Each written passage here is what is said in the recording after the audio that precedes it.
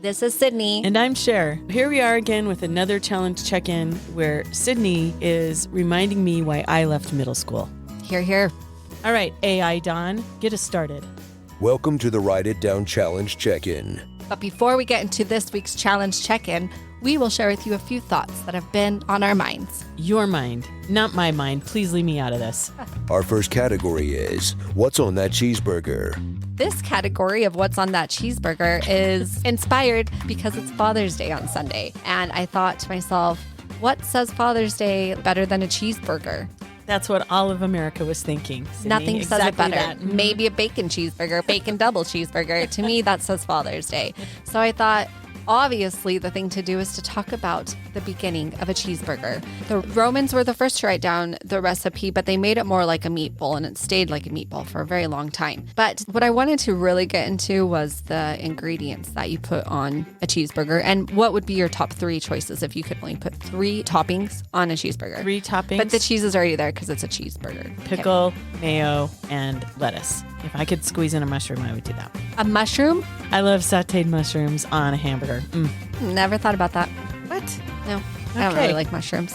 First off, I wanted to say I did think about mayo, but then I read about it and it was really boring, so I'm skipping the history of mayo. So what we're going to do is skip to something I found more exciting, ketchup. This might surprise you. The origins of ketchup actually comes from fish in Asia. Ew. I know. What happened is they'd catch a bunch of these little fish and they were too little for them to do much with them, so they'd let them sit. And they'd add salt to them, and then they'd mush together, and they would do a fish sauce. And the soldiers and people would carry them around because they said that they lasted a long time while traveling.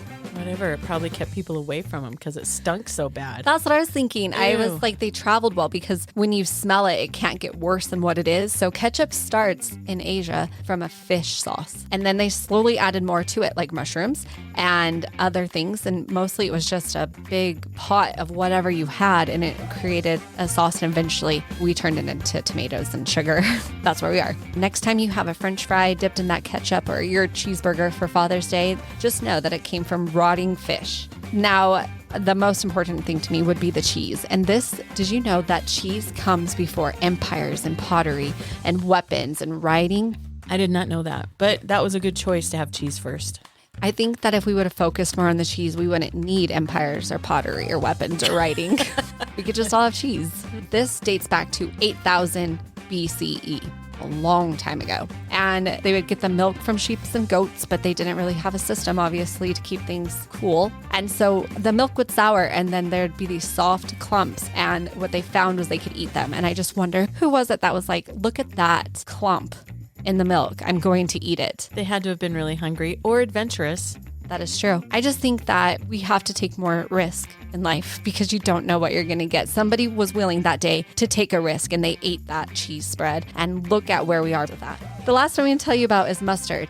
This started off as an ointment to heal originally, and then they started to mix the mustard seed with wine, and then eventually it became mustard for other items. So I thought, what if we just went back to wine? Because I really don't like mustard anyway.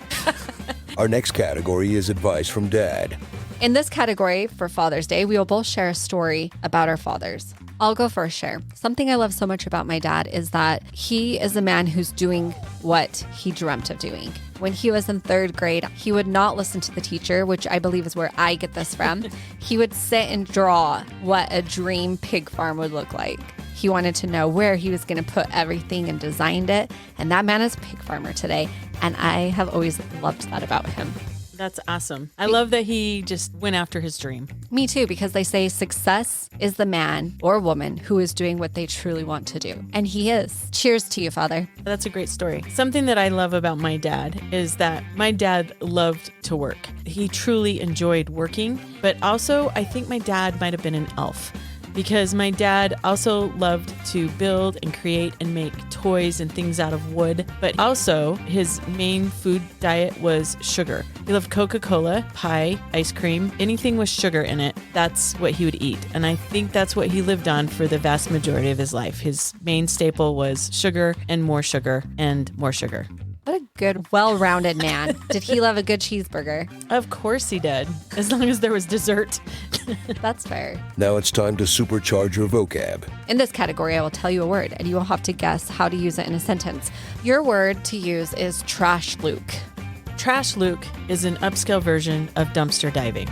That wasn't a sentence, but a definition. I think that's better. Trash Luke is a funny person, might be a little crazy and also really stupid sometimes, but it's a person you will never forget.